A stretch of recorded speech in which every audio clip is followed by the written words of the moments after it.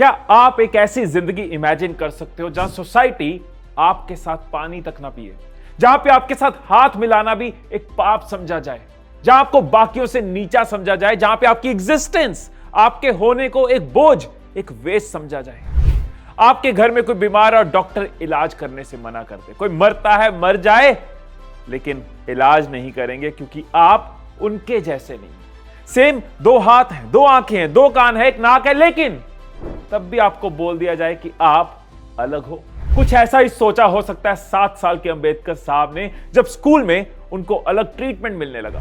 बच्चे बुक्स पे इंक गिरा देते थे, उनकी बुक्स के पेजेस फाड़ देते थे और टीचर उन बच्चों को डांटने की जगह उन्हीं को डांट देती थी। बेवजह मारपीट होती थी। जो पानी का मटका था उसको टच करना अलाउड नहीं था। स्कूल का पीएन एक ग्लास से ऊपर से उनके ग्लास में पानी डालता था, फिर वो पानी पीते थे। क्लास के अंदर बैठ के नहीं पढ़ सकते थे, क्लास के बाहर बैठ के पढ़ते। ऐसे हालात में कोई भी बच्चा कहेगा कि मुझे स्कूल नहीं जाना, मैंने नहीं करनी पढ़ाई, लेकिन उस बच्चे ने इतना सब होने के बावजूद पढ़ाई नहीं छोड़ी, दुबक कर घर नहीं बैठा।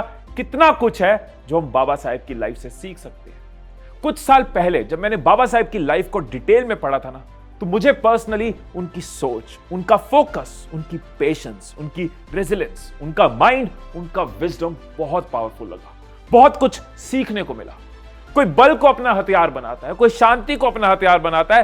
बाबा साहेब ने अपनी एजुकेशन को अपना वेपन बनाया, अपना टूल बनाया, अपना मीडियम ऑफ स्पीच बनाया। और एजुकेशन के सहारे वो ऐसा लड़े कि जब भी इंडियन कॉन्स्टिट्यूशन की बात होती है, जब भी एजुकेशन की बात होती है, तो सबसे पहले उनका नाम आता है। उन्हें बाबा साहेब कहते हैं। बाबा साहेब का मतलब होता है रिस्पेक्टेड फादर, क्योंकि उन्होंने भारत के संविधान को ड्राफ्ट किया, इंडियन कॉन्स्टिट्यूशन को ड्राफ्ट किया है, इसीलिए उनको फादर ऑफ इंडियन कॉन्स्टिट्यूशन कहते हैं। आप इनकी बायोग्राफी देखोगे ना, तो आपको दो ही चीजें नजर आएंगी, स्ट्रगल्स और सक्सेस। स्ट्रगल्स और सक्सेस।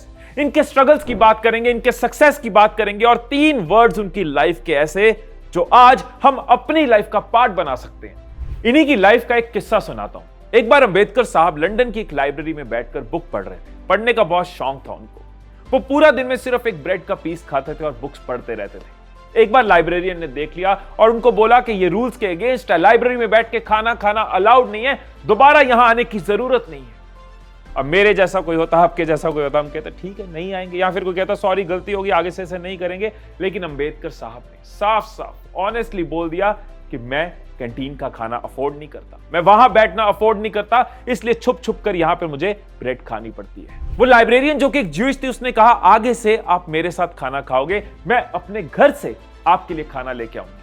अंबेडकर साहब की उस ऑनेस्टी की वजह से उस लाइब्रेरियन जो कि उनको जानती नहीं, कोई पहचान नहीं, वो हर रोज उनके लिए खाना लाने लगी। और मैं आपको यह भी बता दूं कि अंबेडकर साहब की पर्सनल लाइब्रेरी में 50,000 बुक्स हैं, 50,000 किताबें हैं। और इतना ही नहीं, अंबेडकर साहब ने अपने लाइफ टाइम में 26 डिग्रियां ली। उन्होंने इकोनॉमिक्स में ही टोटल 29 कोर्सेज लिए, सोशियोलॉजी में 6, फिलॉसफी में 5, एंथ्रोपोलॉजी में 4, पॉलिटिक्स में 3 और एक जर्मन और फ्रेंच एलिमेंट्री लैंग्वेज में। हमारे यहाँ पूरे एरिया में इतनी डिग्रीज नहीं होती जितनी उन्होंने अकेले करी। इमेजिन करके देखो, एक इंसान जिसको समाज पढ़ने नहीं दे रहा था, धुतकारता रहता था, सारे हालात उसके अगेंस्ट थे, उस इंसान ने उसी पढ़ाई के दम पे अपनी फैमिली की, पूरे देश की पहचान दुनिया में बनाई। उन्होंने रिलीजन पे भी लोगों को एनलाइटन किया। उनका मानना था कि man is not made for religion, religion is made for man. वो बुद्धा की टीचिंग्स के बहुत बड़े फॉलोअर थे। बाबा साहेब ने अपनी लाइफ में एजुकेशन, इंटेलिजेंस और स्किल, इन तीनों चीजों पे फोकस किया। वो अपने आप को एजुकेट करते रहे, अपनी इंटेलिजेंस पे काम करते रहे और इन दोनों की मदद से अपनी स्किल को ग्रो करते रहे। ये फॉर्मूला हमारे लिए हो सकता है कि एजुकेशन गेन करते रहो, अपनी इंटेलिजेंस पे काम करते रहो और इन दोनों की मदद से अपनी स्किल को ग्रो करते रहो। फाइनेंस की बात करें तो आज हमारा पूरा देश फाइनेंस के लिए किसके ऊपर डिपेंडेंट है? आरबीआई के ऊपर। मनी की वैल्यू डिसाइड करनी हो, फाइनेंस को लेकर कोई डिसीजन लेने हो, मनी की टर्म्स में कुछ भी हो, आरबीआई डिसाइड करता है। क्या आपको पता है कि आरबीआई की फॉर्मेशन जिन 2 किताबों पे हुई है, वो दोनों किताबें बाबा साहेब ने लिखी हैं। पहली किताब the evolution of provincial finance in British India और दूसरी the problem of the rupee. आप इमेजिन कर सकते हो कि एक फाइनेंशियल इंस्टीट्यूशन जिसने पूरे देश के पैसे को संभाल कर रखा है, जिसने पूरी इकोनॉमी को बांध कर रखा है, उसकी वर्किंग एक ऐसे आदमी ने डिसाइड करी जिसके पास बचपन में पढ़ने की फैसिलिटीज भी ढंग से नहीं थी। और इतना ही नहीं, बाबा साहेब ने विमेन लिबरेशन के लिए भी आवाज उठाई।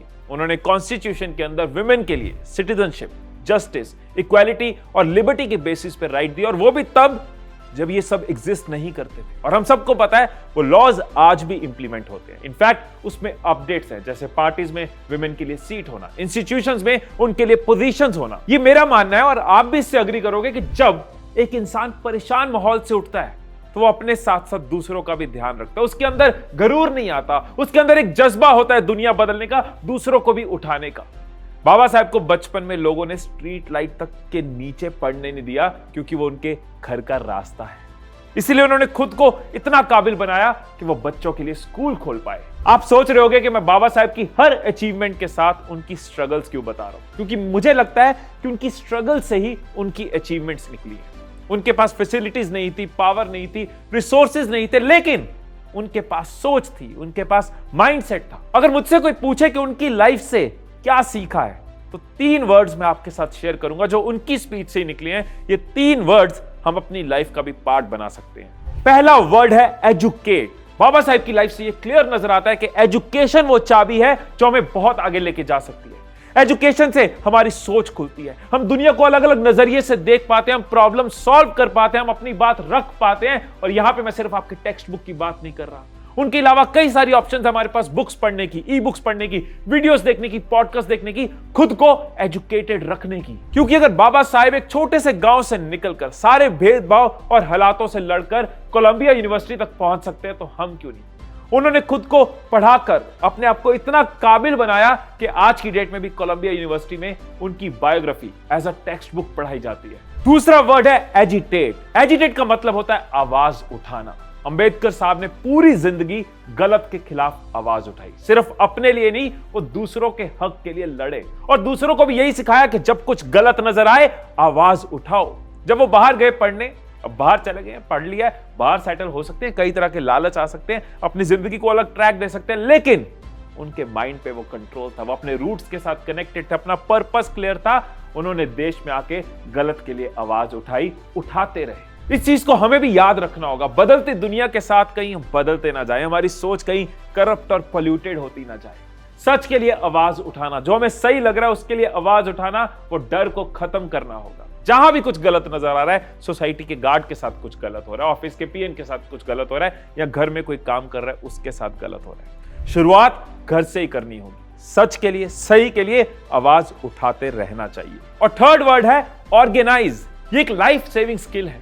एक इंसान 26 डिग्रियां तभी कर सकता है अगर वो ऑर्गेनाइज्ड है। सबसे पहले उन्होंने अपनी सोच को ऑर्गेनाइज किया, क्योंकि इतने तरह के प्रेशर्स हैं, सोसाइटी के प्रेशर्स हैं, इमोशनल डिस्ट्रैक्शंस हैं, भेदभाव है, गरीबी है, लेकिन उस थॉट को ऑर्गेनाइज किया, अपने लाइफ के पर्पस को ऑर्गेनाइज किया, अपनी जिंदगी को ऑर्गेनाइज किया, तभी वो इतना एक्सेल कर पाए। आज की डेट में हम सबको ये बहुत सीखने की जरूरत है, क्योंकि हम तो डिस्ट्रैक्शंस की दुनिया से भरे हैं। फोन में कभी भी कुछ आ रहा है, कोई फोकस नहीं है, कोई कंसंट्रेशन नहीं है, ना हमारा टेबल ऑर्गेनाइज्ड है, ना हमारा माइंड ऑर्गेनाइज्ड है। और जब ऑर्गेनाइज नहीं होंगे तो गोल्स कैसे अचीव करेंगे, जिंदगी में जो पाना चाहते हैं वो कैसे पाएंगे। आज की डेट में मेरा यूट्यूब पे जो भी मेरी अचीवमेंट्स है, उसके पीछे मैं सिर्फ 2 चीजों को रीजन देता हूं। एक, आप सबका प्यार, वो ना होता तो कुछ ना होता। और दूसरा, जिस चीज का मुझे बहुत प्राइड है, वो है माई स्किल टू ऑर्गेनाइज। मैं कोशिश करता हूं मैं अपने आप को ऑर्गेनाइज रखता जाऊं। तो बाबा साहेब ने सिर्फ दलितों को हक नहीं दिलाया, उन्होंने मुझे, आपको, हम सबको जीना सिखाया, अपने हक के लिए लड़ना सिखाया। उन्होंने सिर्फ दलितों को एजुकेशन नहीं दी, बल्कि खुद को इतना एजुकेटेड किया कि आज वो हम सब के लिए एक इंस्पिरेशन है। उन्होंने सिर्फ दलितों को आवाज उठाना नहीं सिखाया, हम सबको अपनी राइट्स के लिए लड़ना सिखाया। उन्होंने सिर्फ सक्सेस अचीव नहीं किया, उन्होंने हम सबको फर्श से अर्श तक का, स्क्रैच से स्काई तक का रास्ता दिखाया। इस extra ordinary activist, reformist, economist, teacher, writer, fighter की लाइफ से सीखकर कोई भी जीरो से हीरो बन सकता है। आप में से शायद बहुत लोगों को यह नहीं पता होगा कि इंडिया के फर्स्ट लॉ मिनिस्टर अंबेडकर साहब दुनिया के अकेले ऐसे इंसान हैं जिनको लंदन स्कूल ऑफ इकोनॉमिक्स ने डॉक्टर ऑल साइंस का टाइटल दिया। बहुत लोगों ने इसके लिए ट्राई किया, लेकिन आज तक यह टाइटल सिर्फ उनको मिला। दोस्तों, ऐसे महान इंसान की जिंदगी को, उनकी स्ट्रगल्स को, उनकी अचीवमेंट्स को हम सबकी रिस्पेक्ट, हम सबका नमन। उनके काम के लिए, उनकी मेहनत के लिए, उनकी कंट्रीब्यूशन के लिए 14 अप्रैल जिस दिन उनका जन्मदिन होता है, उस दिन हर साल अंबेडकर जयंती मनाई जाती है। दोस्तों, जाने से पहले एक चीज जरूर कहूंगा कि उनकी जो भेदभाव की लड़ाई थी ना, वो अभी खत्म नहीं हुई। आज भी हमारे देश में बहुत जगह भेदभाव होता है और ये रिस्पॉन्सिबिलिटी मुझे, आपको, हम सबको, स्पेशली यूथ को लेनी होगी। इस वीडियो के बाद ये सवाल जरूर सोचना कि आखिर डिस्क्रिमिनेशन क्यों, आखिर ये भेदभाव क्यों। अगर आप मेरी सोच से सहमत हो, अगर आप बाबा साहेब की सोच से सहमत हो, तो नीचे कमेंट्स में #WeAre1 लिखकर इस थॉट को, इस सोच को अपनी सपोर्ट जरूर देना। एक बार फिर से दिल से रिस्पेक्ट इस महान इंसान को। फिर मिलेंगे अगली वीडियो में, तब तक खुश रहिए, खुशियां बांटते रहिए। I love you all.